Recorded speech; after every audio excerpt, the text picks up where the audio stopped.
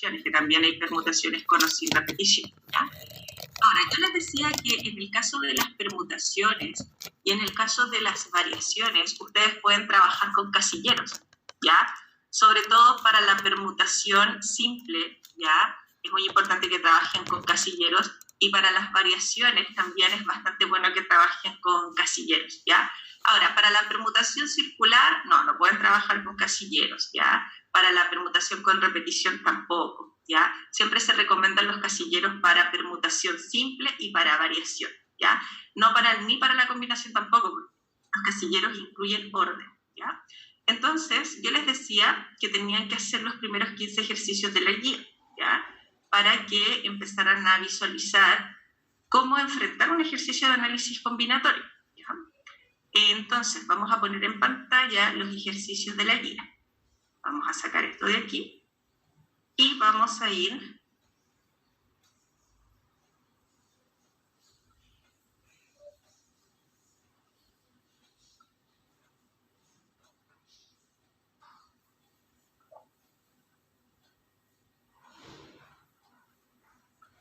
a la guía. Aquí tenemos el material que tienen que trabajar.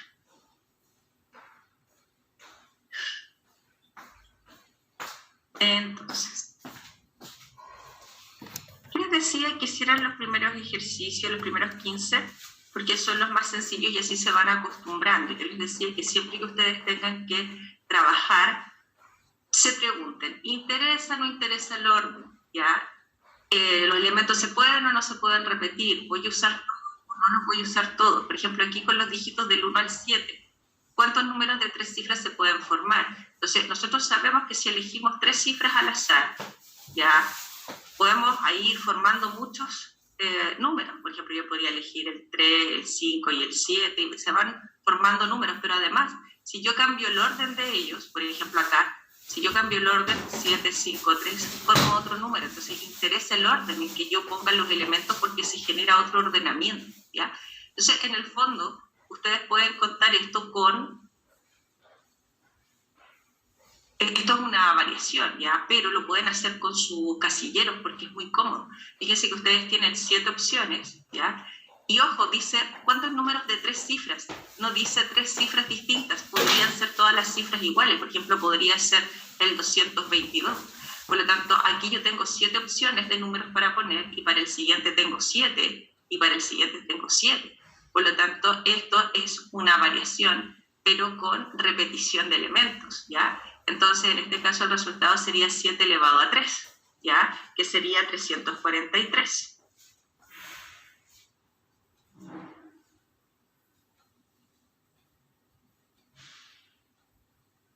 Ya, Martina, no te preocupes, entiendo. Vamos con el siguiente, miren.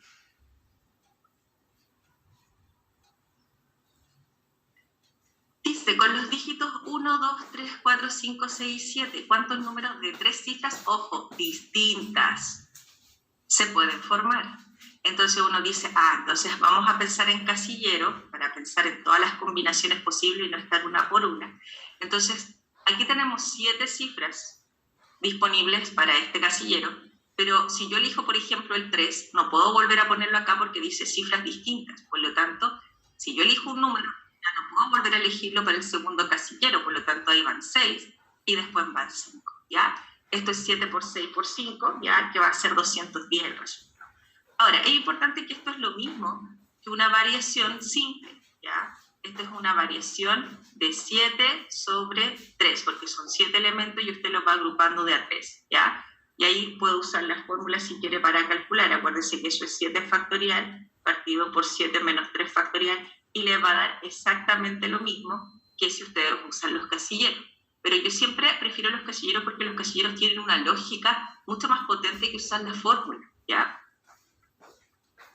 ¿Vamos bien hasta ahí, chiquillos? ¿Se va entendiendo? Súper bien, profe. Sí, profe.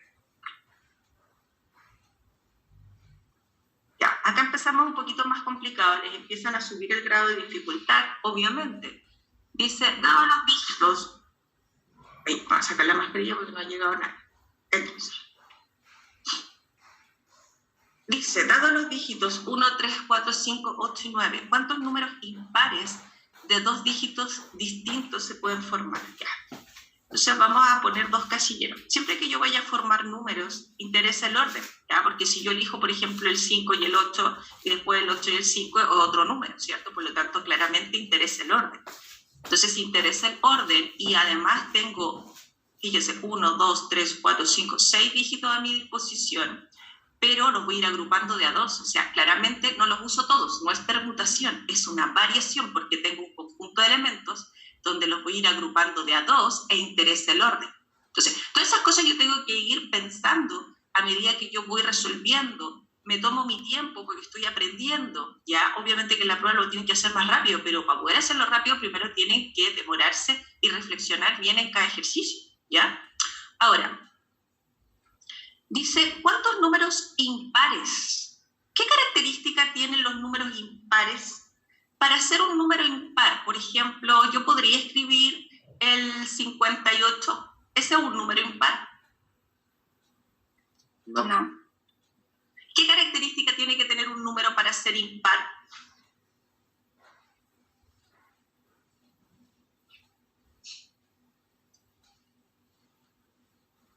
Un número para ser impar tiene que terminar en una cifra impar. Por ejemplo, el 89 sería un impar, ¿cierto? El 13 sería un impar. ¿Ya? ¿Por qué? Porque terminan en números impares. ¿Ya? Entonces esa es la primera característica. A mí me están haciendo un ejercicio aquí que tiene una condición. Me dice, tiene que ser número impar. Entonces, esta cifra de aquí tiene que ser un impar. Eso es lo primero. Entonces, ¿qué tenemos aquí? ¿Cuántos números impares podríamos poner en ese casillero? Podría poner S, S, S o S. ¿Cuántos impares tengo a mi disposición? 4. 4. Tenemos 4 opciones. Ahora, una vez que yo elijo uno de esos impares, acá puedo poner cualquier otro. Y ojo que dice 2, por eso tiene que ser otro.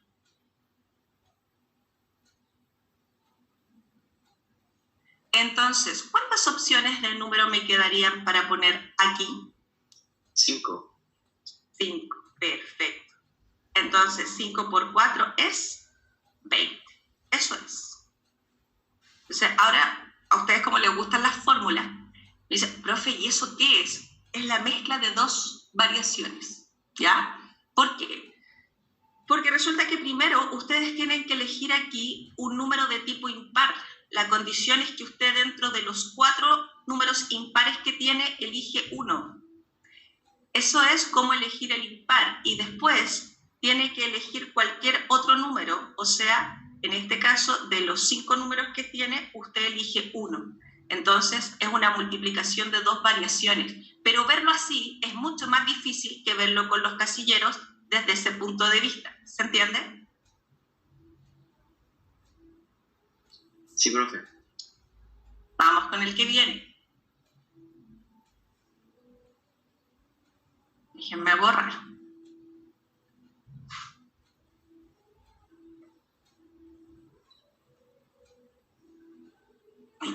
No quiere avanzar.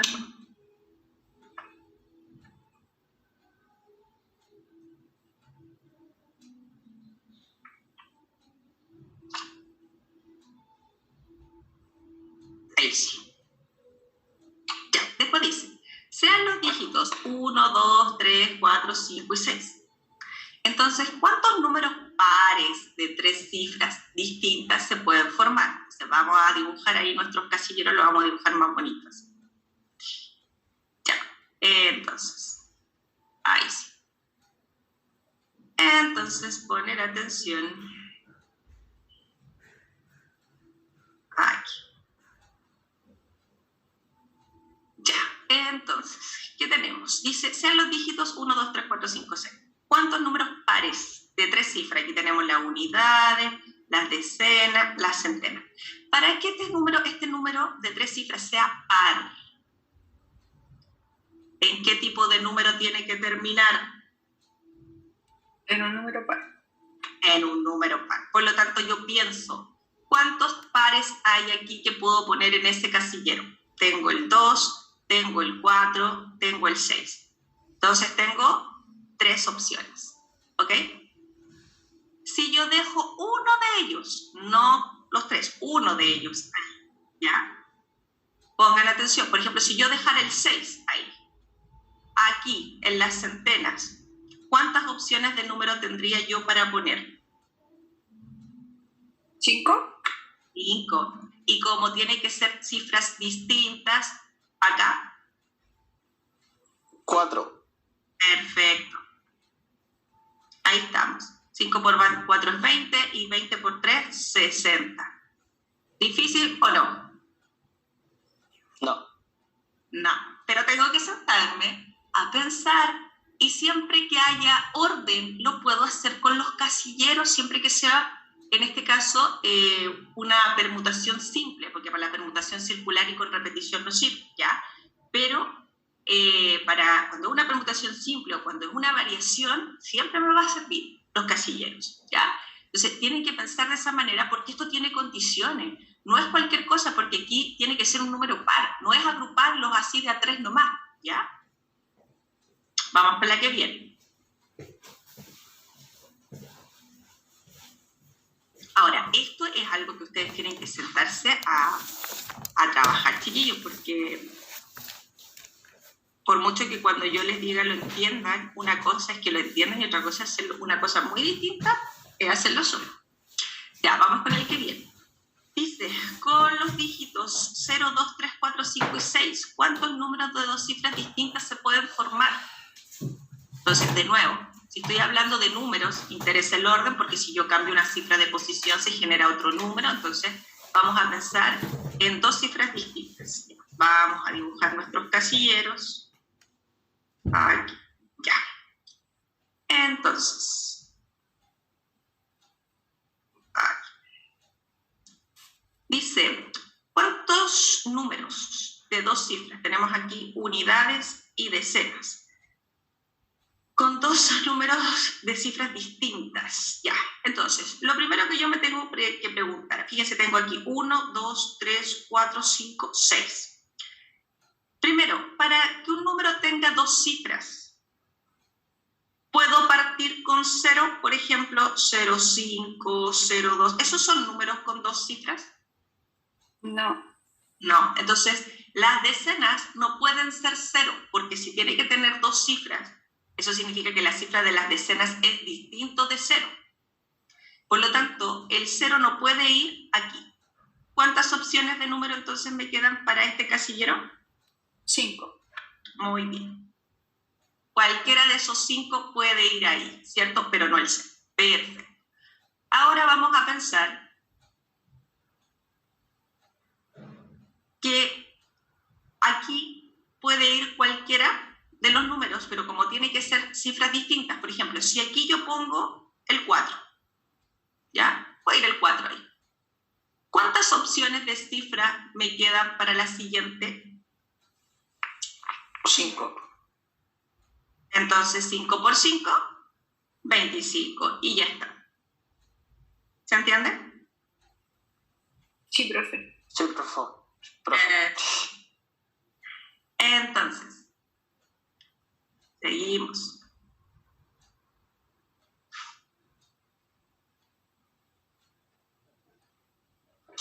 Dice, un taller fabrica fichas plásticas y le hace un pedido de fichas impresas con todos los números de 3 dígitos que se pueden formar, con todos los números de 3 dígitos, ya 3 dígitos. Entonces vamos a pensar en unidades, decenas, centenas. Listo. Entonces, dice, con todos los dígitos de 3 cifras que se pueden formar con el 2, el 3, el 4, el 5 y el 6. Ya, ojo, dice todos los números de 3 dígitos, ¿ya? Pero no dice de 3 dígitos distintos. O sea, podrían ser iguales. O sea, yo podría formar aquí, no sé, el 333, el 444, no sé, el 556. Entonces se pueden repetir las cifras porque no me están diciendo que son distintas. Entonces tengo que poner mucha atención en eso, ¿ya? Entonces, para este primer casillero, ¿cuántas cifras tengo disponibles? 5. ¿Y cómo se pueden repetir para el siguiente? 5. 5 también. Después 5 también, ¿cierto? Eso sería 5 elevado a 3, que es 125. Pero ojo, dice, ¿cuál es el doble de la cantidad del pedido? Y si es el doble, lo multiplico por 2.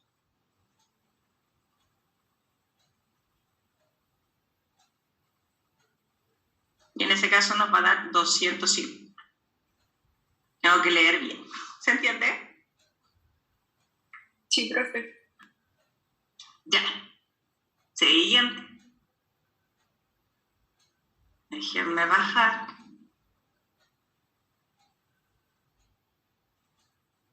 Dice, ¿de cuántas maneras se pueden ordenar una niña y 3 niños en una fila? Entonces pensamos, estar en fila, orden. Importante, cuando los elementos van en fila, orden. Entonces, siempre que están en fila hay un primer lugar, segundo lugar, tercer lugar, cuarto lugar. Orden detrás de eso, interesa el orden. Ahora, ¿cuántos elementos tengo para ordenar en la fila? 4. Entonces aquí puedo poner cualquiera de los 4. O sea, tengo 4 opciones, después tengo 3, después tengo 2 y después 1. Eso es 4 factorial, que es lo mismo que decir 24. Por lo tanto, esa es la respuesta. Ahí eso es una permutación de 4 elementos que es 4 factorial, porque estoy usando todos los elementos, a diferencia del anterior que tenía varios elementos y iba haciendo grupos más pequeños, ¿ya? Eso es. Vamos con la siguiente.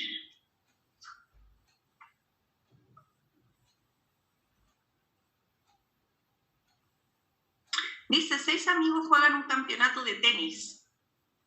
Si hay premios para el primer, segundo, tercer lugar de este campeonato, ¿de cuántas formas distintas se pueden repartir los premios? Veamos. Entonces tenemos aquí primer lugar, segundo lugar, tercer lugar. Entonces si hay un lugar, hay un orden, ¿cierto? Entonces tenemos primer lugar, segundo lugar, tercer lugar. Entonces son 6 amigos. ¿De cuántas maneras se puede poner o elegir o poner una persona en el primer lugar? 6. De 6. Ya, pero cuando juegan tenis no puede haber el primer lugar, no puede repetirse con el segundo, ¿cierto? O sea, no puede llevarse la misma persona el primer y el segundo lugar, ¿cierto? Por lo tanto, para el siguiente serían 5 y después 4. ¿Y eso qué es? Una variación de 6 sobre 3. O sea, son 6 elementos y yo los voy agrupando de a 3. Lo pueden hacer con la fórmula o con los casilleros. Eso es. Ya, otra más.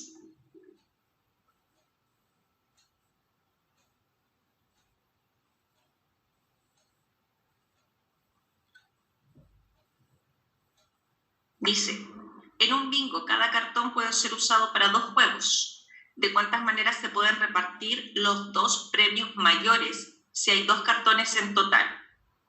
Ya, entonces, hay 2 premios.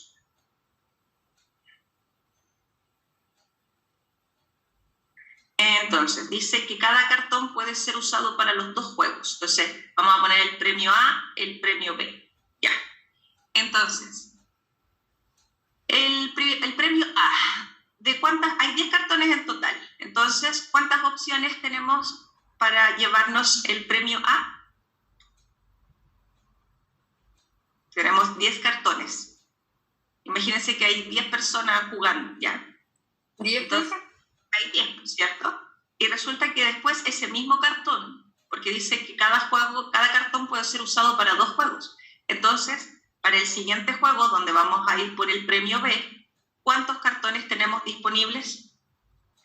10 también. 10 también. Entonces, 10 por 10 es 100. ¿Ya? Eso es una variación con repetición, porque se pueden repetir los elementos en cuanto a los cartones. ¿Ya? Entonces, eso es variación con repetición, de 10 sobre 2. Y elevado a 2 es 100. Eso es.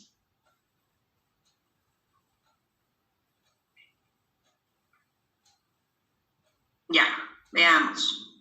Dice, ¿de cuántas maneras pueden sentarse 7 personas alrededor de una mesa con 7 sillas si el abuelo de la familia ya tiene su lugar asignado? ¿Se acuerdan que yo les decía, chiquillos, cuando vamos a sentarnos en torno a una mesa, eso es una permutación circular, ¿cierto?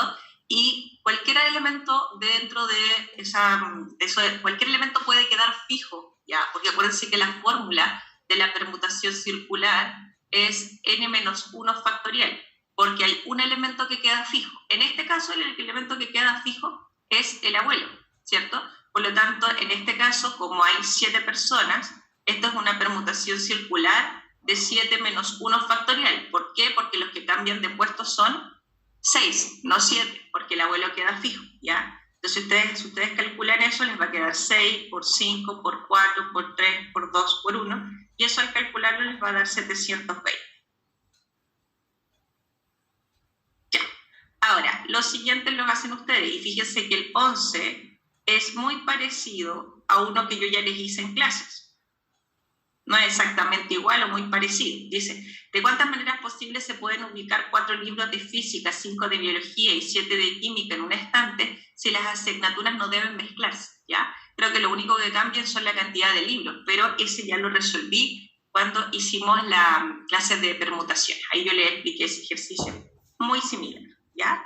Entonces, lo vamos a dejar hasta ahí, chiquillos, para que ustedes intenten hacer el resto. Próxima clase voy a revisar del ejercicio 11 en adelante, ¿ya? Ahí voy a ir preguntando dudas, ¿ya? Pero ustedes tienen que intentar hacer esos ejercicios, chiquillos. Fíjense que el 16 yo ya se los resolví en clases también. El 11 y el 16 están resueltos. Ustedes lo pueden mirar en el Drive, ¿ya? Entonces, es súper importante que ustedes intenten hacer esta guía, chiquillos, porque esto es pura experiencia.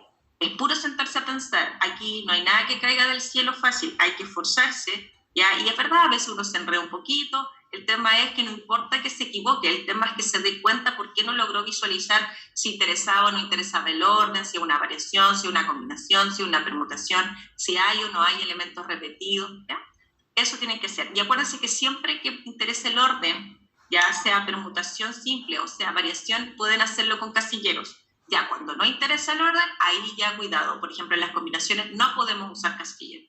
En las permutaciones circulares no podemos usar casilleros, ¿ya? Entonces, ojo con eso, porque los casilleros son sencillos de utilizar cuando estamos trabajando con orden, con permutación simple o con permutación o con variación. Ojo con esta notación. Esto es una combinación. Acuérdense que cuando ustedes vieron combinación conmigo yo les decía, una combinación de n sobre r lo pueden encontrar escrito así o así. ¿Ya? Es lo mismo, es lo mismo que decir combinación de 14 sobre 4. Esto es lo mismo que decir combinación de 30 sobre 4. ¿Ya? Ojo con esa notación porque hay alumnos que creen que aquí alguien se equivocó y falta la fracción. No, eso es una combinación. Cuidado con eso. ¿Ya? Ya, chiquillos, dejamos hasta ahí esta primera parte. La próxima parte, acuérdense, la voy a corregir. ¿Cuándo nos volvemos a ver? ¿El lunes o el martes, chicos? El martes. El martes, profe. El martes termino de corregir, ¿ya? Pero los quiero trabajando en ese día porque eso no va a pasar. No es como estadística que uno tiene que saberse las definiciones y ya está, va a saber calcular el promedio. Si uno sabe lo que es la moda, va a saber calcular la moda, da lo mismo. Pero acá la ejercitación es fundamental porque el contexto, la comprensión de lectura, darse cuenta si interesa o no interesa el orden, eso no es tan sencillo, eso es práctico, ¿ya? Entonces, no reviso más porque ustedes tienen que hacerlo y partimos con probabilidades.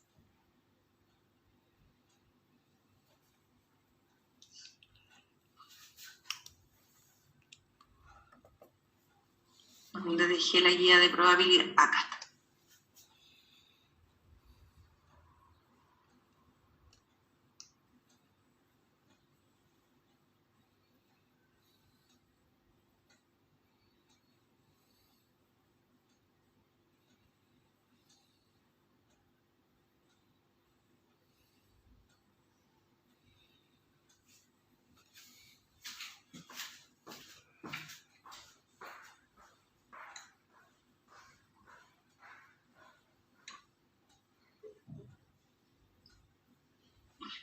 Chiquillos, vamos a partir con esta unidad que es súper importante el trabajo con probabilidades.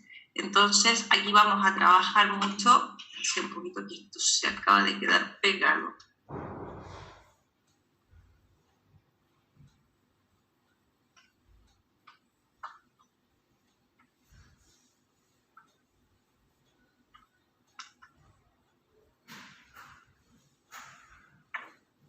No sé qué pasó.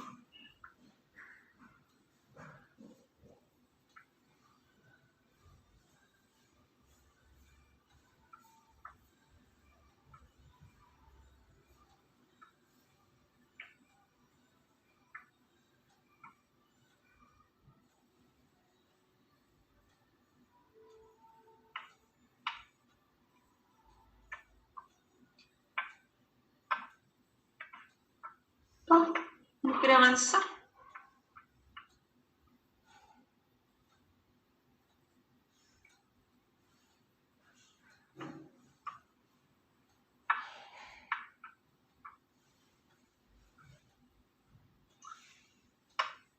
A ver aquí.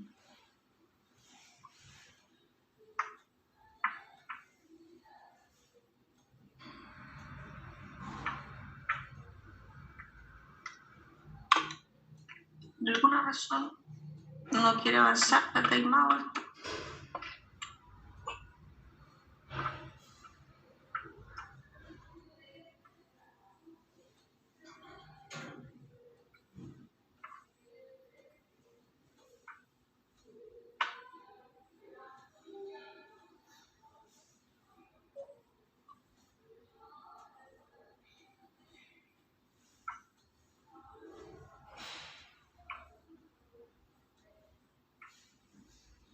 Déjenme ver si ahora toma.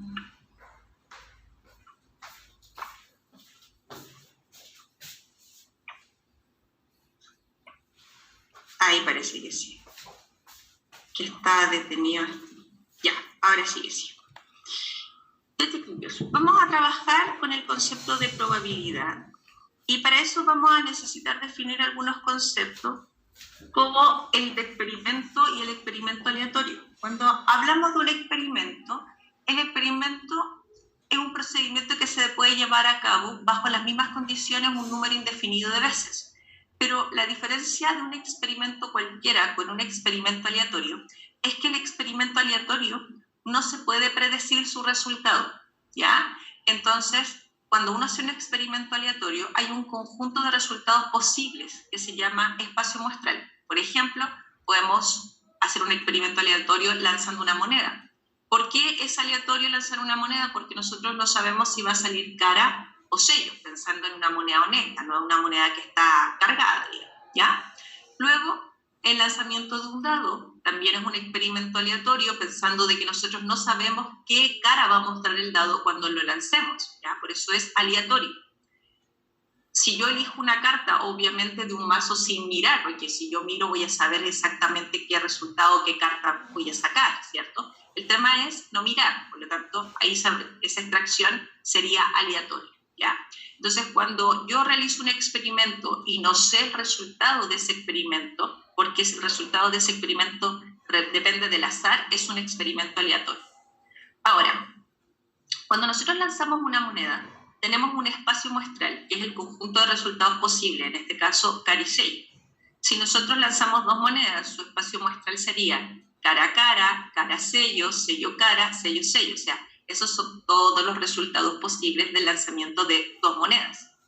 Cuando yo lanzo un dado común, el conjunto de resultados posibles o su espacio muestral es del 1 hasta el 6. ¿Ya? Ahora, cuando nosotros trabajamos con experimentos aleatorios, dentro del espacio muestral tenemos sucesos o eventos. Recuerden que el espacio muestral es el conjunto de resultados posibles, ¿ya? Entonces, cuando nosotros hablamos de eventos o sucesos, son casos particulares dentro del espacio muestral. El evento cierto es el propio espacio muestral. El evento imposible es aquel que no tiene elementos, es el subconjunto vacío del espacio muestral. También podemos decir que el que estamos seguros que no va a ocurrir, evento imposible. Eventos mutuamente excluyentes son eventos en donde la ocurrencia de uno de ellos impide la ocurrencia del otro.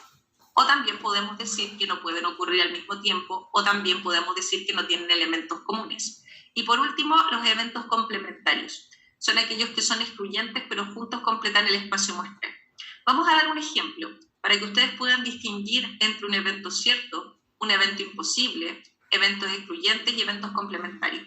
¿Por qué es tan importante estos conceptos? Porque Trabajar con eventos complementarios, por ejemplo, y eventos mutuamente excluyentes son preguntas muy frecuentes en la prueba. ¿Ya? Entonces, poner atención aquí. Ejemplo, lanzamos un dado. Al lanzar un dado, ese es nuestro espacio muestra. Eventos, vamos a poner una serie de eventos. Mire, el evento A se obtiene un número par, el evento B se obtiene un número impar, el evento C se obtiene un número primo, el evento C se obtiene un múltiplo de 4. Ya, vamos a ir poniendo los elementos de cada uno de esos eventos aquí. Entonces, se obtiene un número par al lanzar un dado, puede ser 2, 4 o 6. Se obtiene un número impar, 1, 3 y 5. Se obtiene un número primo, 2, 3 o 5. Se obtiene un múltiplo de 4. Aquí solamente tenemos el 4. Se obtiene un número natural menor que 7. Entonces, ahí tenemos del 1 hasta el 6. Se obtiene un número natural mayor que 6. Aquí, imposible obtener un número natural mayor que 6. Entonces, ahí tenemos vacío. Esa es la notación para el conjunto vacío que no tiene elementos. ¿Ya? Entonces, si a mí me preguntan, por ejemplo, el suceso cierto es el propio espacio muestral. Si ustedes se dan cuenta, aquí el suceso cierto es este. Entonces, cuando nosotros hablamos del suceso cierto, el que estamos seguros que va a ocurrir, en este caso se obtiene un número natural menor que 7 al lanzar un dado. Ese es el suceso cierto. ¿Ya? El evento imposible, que se obtenga un número natural mayor que 6 al lanzar el dado. Entonces, se representa con el conjunto vacío. Entonces, este suceso F sería el suceso imposible, ¿ya? Entonces, cuando nosotros hablamos de sucesos, hay sucesos especiales. Ahí tenemos el evento cierto, el evento imposible, y ahora vamos a ver qué pasa con eventos mutuamente excluyentes. Miren, poner atención aquí. Los eventos mutuamente excluyentes son eventos donde la ocurrencia de uno impide la ocurrencia del otro, es decir, no pueden ocurrir al mismo tiempo o no tienen elementos en común. Miren, por ejemplo, que se obtenga un número par y se obtenga un número impar. Claramente, esos conjuntos no tienen elementos en común, es decir, al lanzar el dado, que salga un número impar, inmediatamente impide que salga un impar. O no pueden ocurrir al mismo tiempo, no me puede salir un par o un impar al mismo tiempo. Por lo tanto, claramente A y B vienen a ser sucesos mutuamente excluyentes. Eso significa excluyentes, no pueden ocurrir al mismo tiempo. Ya. ¿Qué otra pareja aquí que ustedes tomen podrían ser excluyentes? El del múltiplo del 4. ¿Ya? ¿Con cuál? ¿D con quién? Por ejemplo, D con C. Eso es, D con C. ¿Por qué? Porque no puede salir un número primo y múltiplo del 4, porque los múltiplos del 4 nunca van a ser primos. Entonces, ahí tenemos otra pareja mutuamente excluyente. Muy bien. Otra pareja mutuamente excluyente ahí, que no tengan elementos en común o no pueden ocurrir al mismo tiempo. D y B. D y B, también D y B, muy bien. Ahora, por ejemplo, E con F, también, porque no puede pasar que se obtenga un número natural menor que 7, ¿ya? Y que se obtenga un número natural mayor que 6 al mismo tiempo. De hecho, no tienen elementos en común. Entonces, E y F también podemos decir que son mutuamente excluyentes, ¿ya? Entonces, eso significa mutuamente excluyentes, ¿ya? Que no tienen elementos en común o que no pueden ocurrir al mismo tiempo, ¿ya? O la ocurrencia de uno impide la ocurrencia del otro, ¿ya? Eso es excluyente. Ahora, cuando hablamos de eventos complementarios, fíjense en la definición. Los eventos complementarios son aquellos que son excluyentes, pero además, juntos, tienen que completar el espacio muestral. Entonces, por ejemplo, de los eventos excluyentes que nombramos anteriormente, ¿cuál de ellos serían además complementarios? A y B. A y B, muy bien. Entonces, ¿qué pasa? A y B juntos completan el espacio muestral y además no tienen elementos en común. Entonces, esa es la gracia de los eventos complementarios. Yo los tengo que juntar y tal como dice su nombre, se complementan de tal manera que van al unirse, juntan y dan todo el espacio muestral. Eso es, ¿ya? Ahora, también, por ejemplo, algunos me dicen, profe, ¿y el E con el F? Sí, pues el E con el F también. No tienen elementos en común y cuando yo los junto, me dan todo el espacio muestral. Eso es, ¿ya? Pero, por ejemplo, el D con el C no me sirve porque si yo los junto, no me da todo el espacio muestral, ¿ya? ¿Se entiende lo que son los eventos excluyentes y complementarios, chiquillos, dentro de un experimento aleatorio? Sí, profe. Sí, profe. Sí. Entonces, ahora, es importante que nosotros sepamos contar los elementos dentro del espacio muestral, porque nuestro objetivo es llegar a calcular probabilidades. Y para poder calcular una probabilidad, que es un cociente entre casos favorables y casos totales, yo necesito saber contar el total de elementos que tiene el espacio muestral.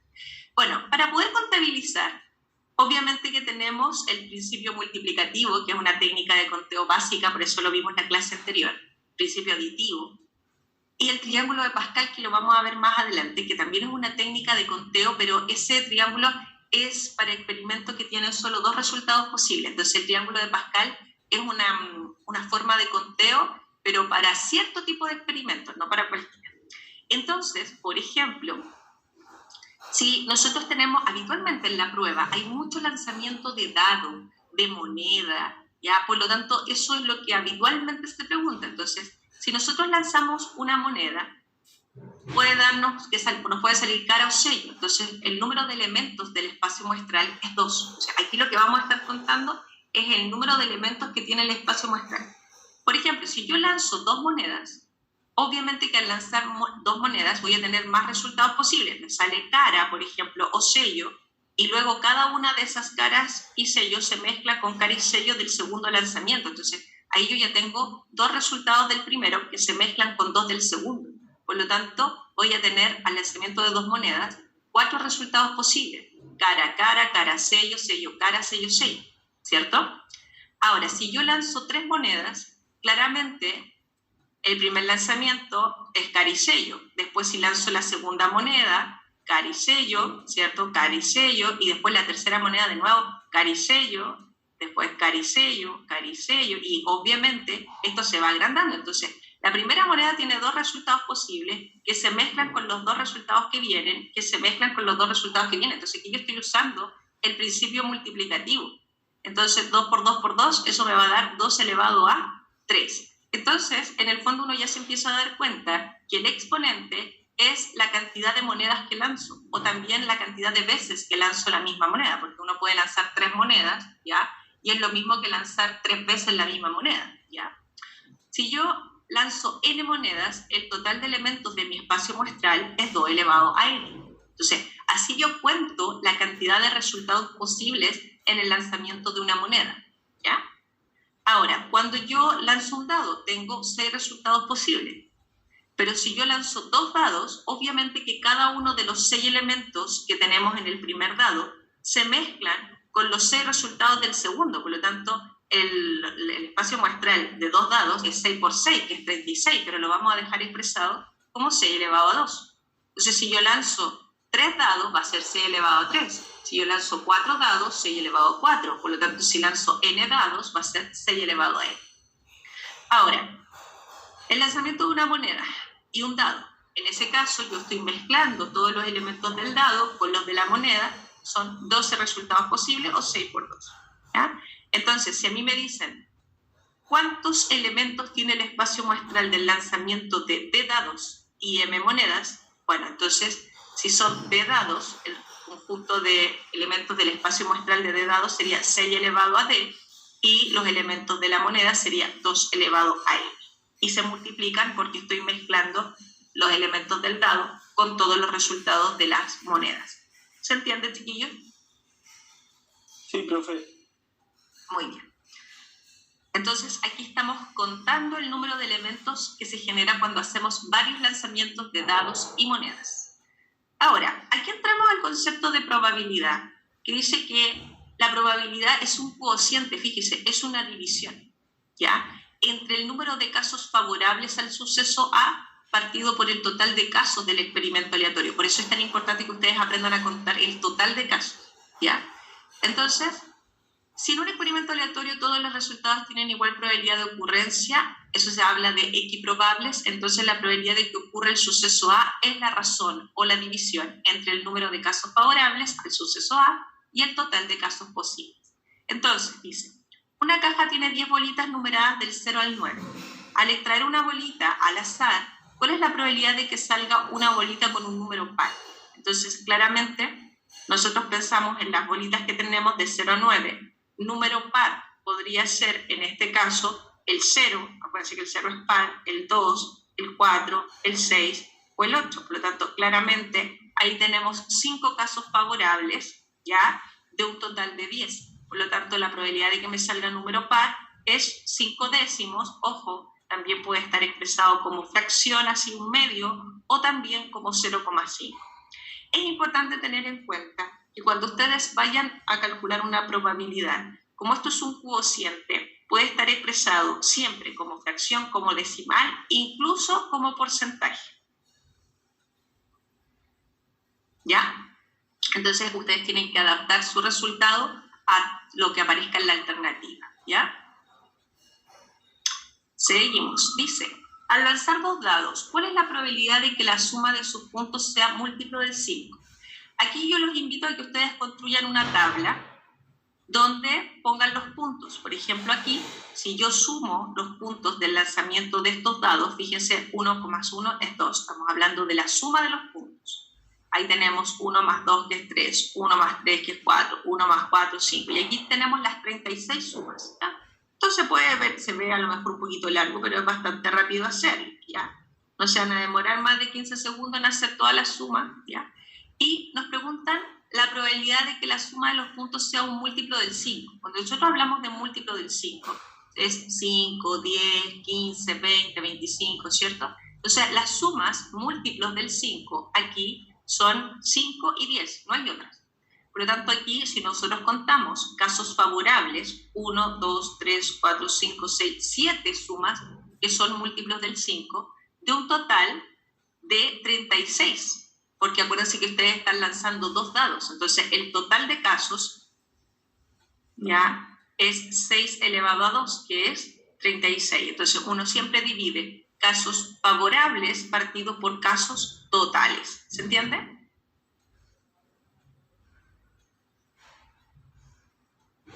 Sí, profe. Seguimos. Ojo aquí porque esta es una pregunta que les cuesta mucho. Dice, un dado está cargado. Entonces, este ya es un dado distinto, no un dado en que todas las probabilidades sean iguales, ya para todas las caras la misma. Dice, un dado está cargado de tal forma que la probabilidad de que salga un divisor de 6 es el doble de la probabilidad de que salga otro número. Al lanzar el dado, ¿cuál es la probabilidad de que salga el número 1? Entonces, ojo, dice la probabilidad de que salga divisor de 6. Ya, entonces yo digo, a ver, ¿cuáles son los divisores de 6 aquí? Son el 1, el 2, el 3 y el 6. Esos son los divisores de 6, ¿cierto? Entonces, ¿qué ocurre? Dice, la probabilidad de que salga divisor de 6 es el doble de la probabilidad de que salga otro número. Pero yo no tengo idea cuál es la probabilidad de que salga el 4 o el 5. Entonces le voy a llamar X. Entonces, ¿qué pasa? La probabilidad de ello está acá, es el doble. Entonces le vamos a llamar 2X. ¿Ok? Entonces, ¿qué pasa? Vamos a contabilizar, acuérdense que una probabilidad es casos favorables partidos por casos totales. Si ustedes cuentan el total de X que tienen aquí, son 10X. Y si ustedes suman los casos favorables, o sea, las probabilidades favorables a que salga un divisor de 6, sería un total de 8X, ¿ya? Entonces, ¿cuál es la probabilidad de que salga el número 1 aquí? Ojo, la probabilidad de que salga el número 1 es 2X de un total de 10X, porque eso dice, ¿cuál es la probabilidad de que salga el número 1? 2X, ¿ya? De un total de 10X. Entonces, eso al simplificar es un quinto, ¿ya?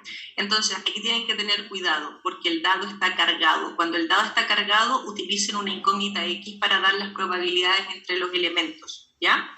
Entonces, ahí dice, acuérdense, la probabilidad de que salga divisor de 6 es el doble. Entonces, yo marco con 2X todos los que son divisor de 6, ¿ya? Y los otros con X. Entonces, la probabilidad de que salga el 1, casos favorables, partidos por casos totales, ¿ya? Y recuerden que eso es lo mismo que hablar del 20% o de 0,2. Acuérdense que esto va a poder estar expresado como fracción, como decimal o como porcentaje.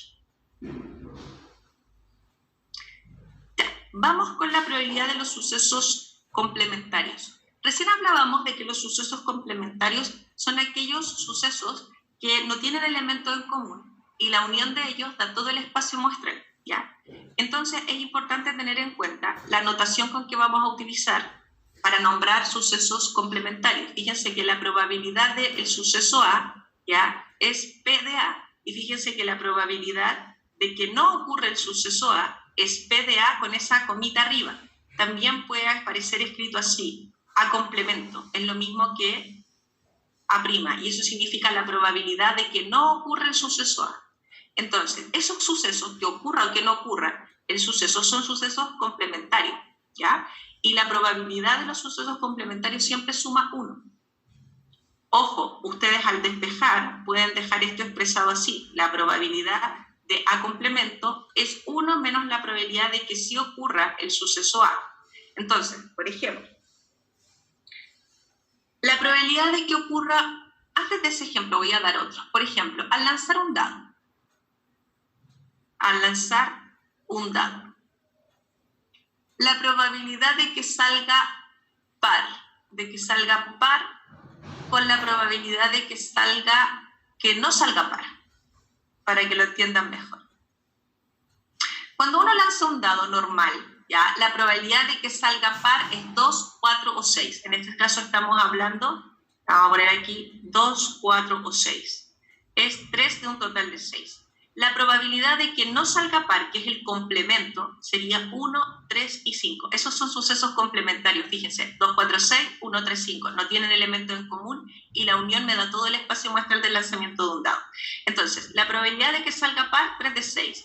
La probabilidad de que no salga par, 3 de 6. Y la suma de las probabilidades, ¿cuánto es? 6 de 6. Y eso es un entero. Entonces, siempre la probabilidad de un suceso y su complemento, o sea, la probabilidad de que ocurra ese suceso con la probabilidad de que no ocurra ese suceso, ¿ya?, que no salga par es lo mismo que decir que salga impar. Entonces son sucesos complementarios.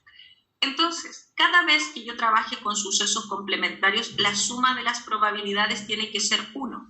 Entonces, dice, si la probabilidad de que ocurra un suceso es 0,45, ¿cuál es la probabilidad de que ese suceso no ocurra? Simplemente lo que falta para completar el entero, es decir, 1 menos 0,45 sería 0,55. Y siempre va a ser así. Cuando a mí me pregunten por la probabilidad de que no ocurra eso, claramente es el suceso complementario. Miren, una caja tiene un gran número de fichas de distintos colores. Si la probabilidad de sacar una ficha roja es 1/3, ¿cuál es la probabilidad de sacar una ficha de distinto color? O sea, que no sea roja. Eso es lo que me están diciendo. Entonces, claramente, si la probabilidad de sacar ficha roja es 1/3, la probabilidad de sacar ficha que sea de otro color o que no sea roja, claramente va a ser 2/3. ¿Todo bien hasta ahí? Sí, profe. Profe. Ya, seguimos. Ojo, cuando tengamos un gran número de elementos del suceso complementario nos ayuda mucho. Por ejemplo, al extraer una de las 52 cartas del naipe inglés, les muestro el naipe inglés porque lo vamos a usar harto, ¿ya? Entonces, fíjense, el naipe inglés tiene 4 pintas, pique arriba, corazón, trébol y diamante, y tiene un total de 13 cartas, fíjense, numeradas desde el as hasta el 10, y después vienen todas con sus respectivos monitos, la J, la Queen y el Kaiser. Entonces, siempre cada pinta tiene 13 cartas, ¿ya? Y 13 por 4 da 52, ¿ya? Entonces, ¿qué pasa? Dice, al extraer una de las 52 cartas del naipe inglés, ¿cuál es la probabilidad de que la carta no sea un as? Entonces yo digo, en vez de contar las que no son ases, mejor cuento las que son ases, que son 4, y digo, bueno, la probabilidad de no sacar un as, ya, es 1 menos la probabilidad de sí sacar un as, que sería 4 de 52. Entonces, 1 menos la probabilidad de que sí ocurra el suceso, fíjese.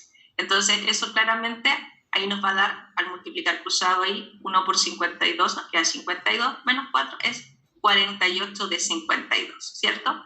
Entonces, la probabilidad de que no sea as son 48 cartas de un total de 52. Seguimos. Entonces, importante, cuando ustedes trabajan calculando probabilidades, importante, la probabilidad de todo el espacio muestral siempre es 1, ¿ya? Por ejemplo, la probabilidad al lanzar un dado que me salga un número menor o igual a 6 es 6 de 6 y eso es un entero. Entonces, la probabilidad de todo el espacio muestral siempre es 1. Ahora, la probabilidad del suceso imposible es 0. Por ejemplo, que al lanzar un dado me salga un número mayor que 6, es imposible, es 0 de un total de 36. Por lo tanto, esta es la probabilidad del suceso imposible y esta es la probabilidad del suceso cierto, ¿ya? Luego, toda probabilidad que usted calcule va a fluctuar desde 0 hasta 1, donde 0 es la probabilidad del suceso imposible y 1 es la probabilidad del suceso cierto, ¿ya? Ahora, las probabilidades se pueden llevar a porcentajes, por lo tanto las probabilidades van a fluctuar también desde el 0% hasta el 100%, donde 0% es la probabilidad del suceso imposible y 100% es la probabilidad del suceso cierto, ¿ya? Ahora, la probabilidad de que no ocurra A se denota siempre como P con esa P de A complemento, donde el complemento significa esa comita que está arriba, que también puede estar expresado de esa manera, ¿ya? Y siempre lo vamos a calcular, la probabilidad de A complemento, como 1 menos la probabilidad de A, ¿ya?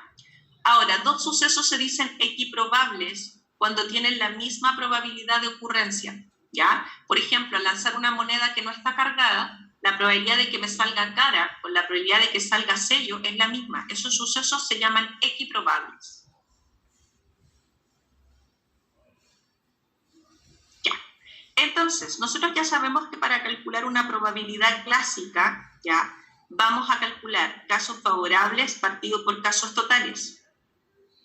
Sabemos que la probabilidad fluctúa desde 0 hasta 1 o desde el 0 al 100%, y sabemos que la probabilidad del suceso complementario se calcula como 1 menos la probabilidad de que sí ocurre el suceso. Ahora vamos a utilizar los diagramas de Venn. Los diagramas de Venn son herramientas poderosas para poder calcular probabilidades porque nos permiten visualizar el número de elementos de un evento. Ahora vamos a trabajar con la unión, con la intersección de conjuntos para poder calcular probabilidades un poquito más complejas. Miren. Aquí tenemos los diagramas de Venn, que tal como diceis, permiten visualizar la cantidad de elementos ya que tienen los conjuntos y de esta manera poder determinar probabilidad clásica asociada a los eventos. Fíjense que aquí tenemos un suceso A y otro suceso B que no tienen elementos en común. Esos sucesos son excluyentes porque no hay elementos repetidos. Eso significa que esos sucesos no pueden ocurrir al mismo tiempo, ¿ya? Pero por ejemplo, aquí tenemos un suceso A y un suceso B que sí tienen algo en común. Fíjense que esos círculos se intersectan. Eso significa que ahí hay elementos repetidos, o sea, hay elementos que comparten el conjunto A con el conjunto B. Entonces, cuando hayan sucesos que tengan elementos en común, nosotros los vamos a dibujar de esa manera y vamos a poder con eso calcular probabilidades. Miren. Vamos a definir el concepto de la unión, ¿ya? O sea, aquí tenemos, fíjese, en el rectángulo grande, el espacio muestral. El espacio muestral son todos los resultados posibles cuando uno hace un experimento aleatorio, ¿ya? Acá dentro tenemos sucesos. Recuerden que los sucesos son casos particulares dentro del espacio muestral. Como yo les mostraba antes, al lanzar un dado que me salga un número par, o que me salga un número primo, o que me salga el 5, o que me salga el 1. Esos son sucesos, ¿ya? Entonces, ¿qué pasa? Aquí se definen dos sucesos. El suceso A, 1, 3 y 6. El suceso B, 1, 6 y 4. ¿Ya? Y me hablan de la unión. Dice, el evento A unión B ocurre cuando al menos uno de los eventos A o B ocurre. ¿Ya? Entonces, cuando yo hablo de la unión, voy a juntar todos los elementos de A con todos los elementos de B. Eso es la unión. Entonces, juntamos todos los elementos y los elementos de la unión serían 1, 3, 6 y 4, ¿ya? Eso se llama unión. Ahora, cuando hablamos de la intersección son los elementos repetidos entre ambos sucesos. Por ejemplo, aquí, la intersección entre A y B sería 1 y 6. Fíjense que aquí tenemos el suceso A, tenemos el suceso B, pero la intersección, fíjense que es como una U hacia abajo. Eso significa que los elementos que se repiten en esos dos conjuntos son el 1 y el 6. Ahora, es muy importante que esto es una O. Fíjense en algo importante. Ahí hay una O. Cuando es una unión es una O. Y cuando es una I es una intersección. Entonces, en matemática el conector O es súper importante porque el O significa que vamos a agrupar, vamos a juntar todos los elementos que hay en A con los que hay en B. El I significa vamos a intersectar, o sea que ocurra A y B al mismo tiempo. Cuando ocurre A y B al mismo tiempo, eso es la intersección, eso es 1 y 6, ¿ya? Ahora, fíjese aquí. La diferencia entre dos conjuntos también puede ser que ocurra A, pero que no ocurra B. Eso es A menos B, ¿ya? Entonces, por ejemplo, si a mí me dicen que ocurra A, pero no ocurra B, entonces que ocurra solo A, pero no B, significa que va a ocurrir solo ese suceso. Va a salir el 3, ¿ya? Eso es, ocurre el suceso A, pero no ocurre el suceso B. También les pueden hablar del complemento. El complemento ustedes ya saben que es el suceso que... todo lo contrario, que no ocurre el suceso A. Por lo tanto, si a mí me hablan de el suceso A, todo lo que está dentro de A, ¿ya? Es que eso ocurre A, pero que no ocurra A es lo que está afuera. Entonces, cuando a mí me hablen del complemento de A, no ocurre A, siempre es lo que está afuera aquí. Mis 5 mitas. Ahí sí. Entonces, cuando a mí me hablan del complemento, siempre el complemento va a ser todos los elementos que están fuera del conjunto, que en este caso son 2, 4 y 5. Y es importante que siempre al unir el conjunto, fíjese, A con A complemento, me va a dar todo el espacio muestral, porque esa es la definición de eventos complementarios. No tienen elementos en común, pero la unión me tiene que dar todo el espacio muestral. Profe, ¿se puede volver una atrás, por favor? Por supuesto. Mejor así, me demoro menos. Ahí. Gracias. Ya, vamos aquí. Entonces, esto es un ejemplo del libro. ¿Ya? Dice, dado el diagrama de Venn de la figura adjunta, donde E representa el espacio muestral de un experimento aleatorio, calcule las probabilidades de ocurrencia de los siguientes eventos, ¿ya? Entonces nos dice A unión B. ¿Qué significa A unión B? Vamos a juntar todos los elementos de A con todos los elementos de B y lo vamos a dividir por el total de elementos del espacio muestral, ¿ya? Entonces, si nosotros contamos aquí, tenemos 1, 2, 3, 4, 5, 6, 7, 8, 9, 10 elementos, ¿cierto? Ese es el total de elementos, ¿sí? Entonces, si a mí me hablan de A unión B, vamos a pensar en todos los elementos que están en A más todos los elementos que están en B. Esa es la unión. Entonces, claramente ahí vamos a tener, en este caso, 8 de un total de 10, ¿ya? La intersección, fíjese, la intersección son los elementos que están aquí. Por lo tanto, ahí claramente solamente tenemos 3 de 10, ¿cierto? A menos B, ¿qué significa A menos B? Vamos a tomar todos los elementos que están en A, pero que no están en B, o sea, solo esto. Eso es, ocurre A, pero no ocurre el suceso B. Esos son 2 de 9, por tanto, 2 de 10, hablando de eso. Ahora al revés, me dice B menos A, es decir, ocurre B, pero no ocurre A, entonces es eso. Entonces ahí tenemos 3 de un total de 10. Eso es. Cuando a mí me hablan de A complemento, significa que no ocurre A, o sea, todo lo que está fuera de A. Todo lo que está fuera de A. Eso es A complemento. Y ahí tenemos 1, 2, 3, 4, 5 elementos. Eso es. B complemento, ¿qué sería B complemento? Todo lo que está fuera de B. No ocurre B. Eso significa B complemento.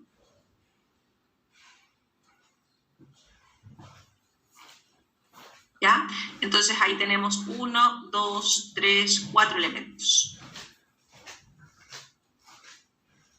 Luego, cuidado, dice A intersección B complemento. Ah, o sea que no ocurra la intersección. Ya, entonces yo digo, a ver, ¿dónde está la intersección? La intersección está aquí. Entonces a mí me están diciendo todo lo que no está en la intersección. Eso es A intersección B complemento. Ahí, ¿cierto? Entonces, claramente, si nosotros contamos ahí, tenemos 3, 4, 5, 6, 7, de un total de 10.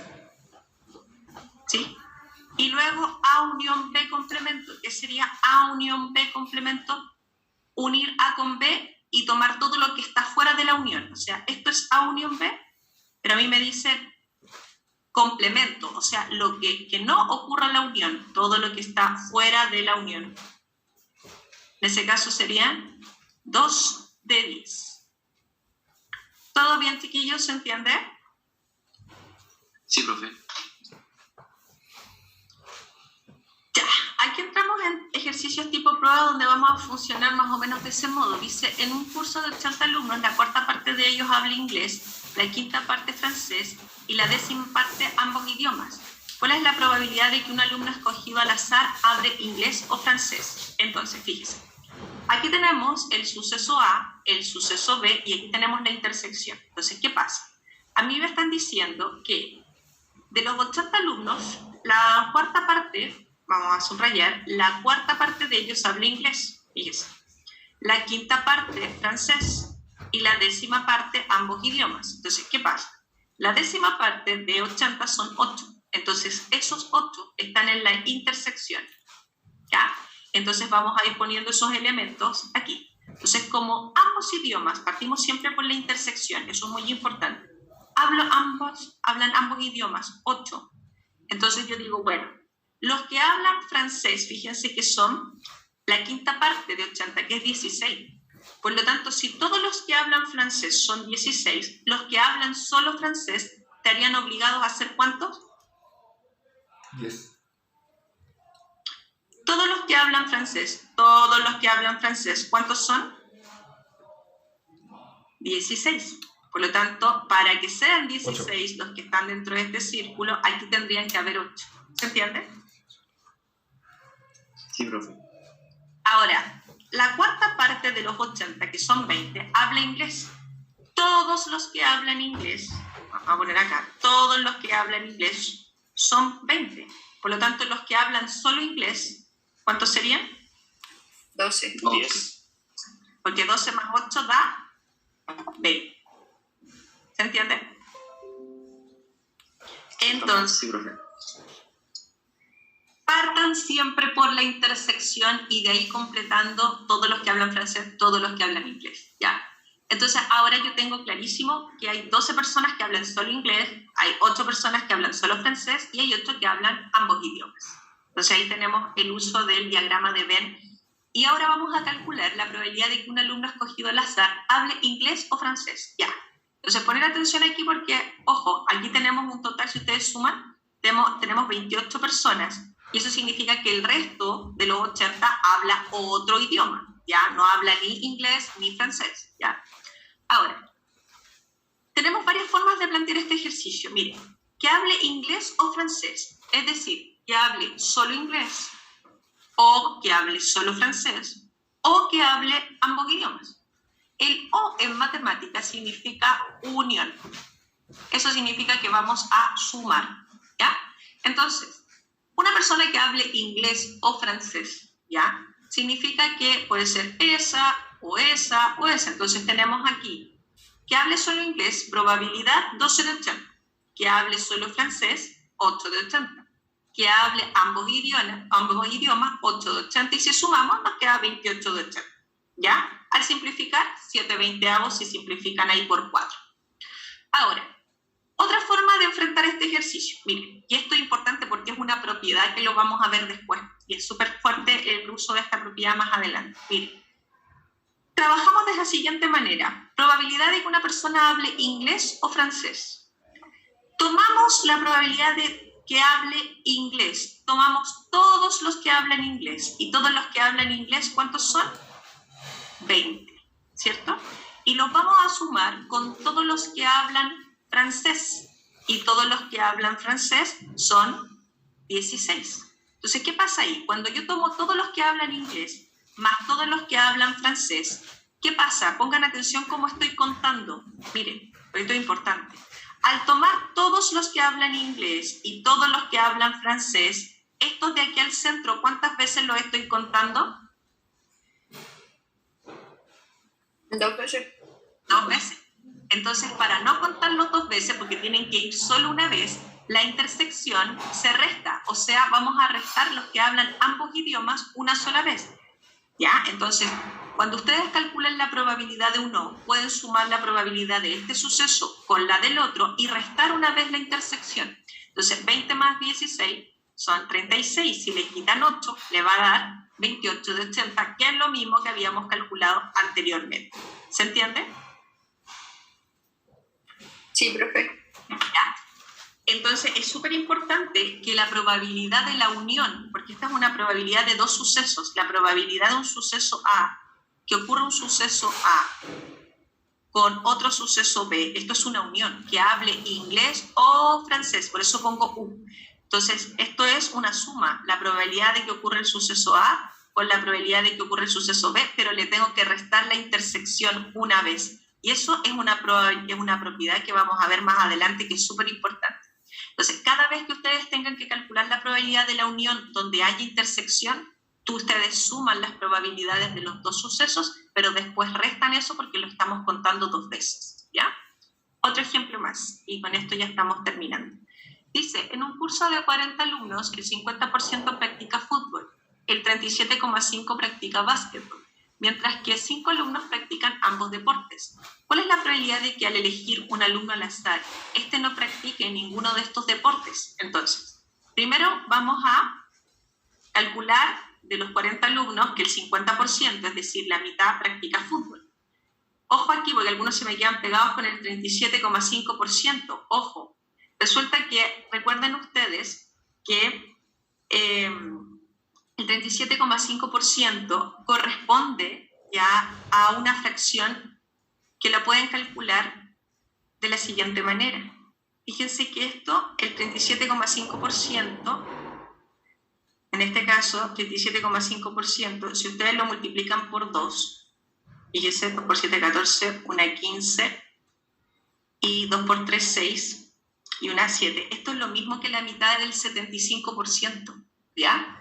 Entonces, el 37,5% es exactamente la mitad del 75%, y el 75% son 3/4. Entonces, si usted calcula la mitad de 3/4, es 3/8. Entonces, por eso yo calculo 3/8 de 40.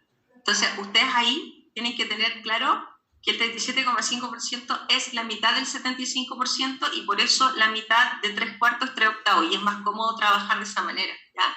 Entonces, al calcular aquí el 8, al dividirlo en el 40, nos queda 5, y 5 por 3, 15. O sea, son 15 los que practican básquetbol. Mientras que 5 alumnos practican ambos deportes. Entonces, vamos a escribir ahí, vamos a poner eso en un diagrama, y vamos a poner los que practican ambos son 5. Entonces, los que practican básquetbol en total son 15, ¿cierto? Por lo tanto, los que practican solo básquetbol debieran ser 10 para completar los 15. ¿Cierto? Y como los que practican fútbol son 20, y aquí ya tenemos 5, entonces los que practican solo fútbol serían 15. ¿Estamos de acuerdo? Sí. Sí, profe. Ahora, si ustedes suman ahí, tenemos 15 más 5 son 20, más 10 son 30, y son 40 alumnos, por lo tanto tenemos 10 que no practican ni fútbol ni básquetbol. Por lo tanto, claramente, la probabilidad de que un alumno no practique ninguno de estos deportes son 10 casos, ¿ya? O sea, que no practiquen ni fútbol ni básquetbol, serían 10 de un total de 40, que es un cuarto, o el 25%, o 0,25. Ya. Lo dejamos hasta ahí. Mañana vamos a ver un ejemplo, o sea, la próxima semana vamos a ver un ejemplo un poquito más complicado de esto, ¿ya? Entonces, ustedes recuerden que tienen como tarea terminar la guía de análisis combinatorio, ¿ya? Obviamente que probabilidades no podemos trabajar todavía porque me falta mucho por ver. Ya estamos recién empezando con cálculo de probabilidades, ¿ya? Y falta bastante. Entonces, pasamos la lista. Recuerden que esto de las probabilidades lo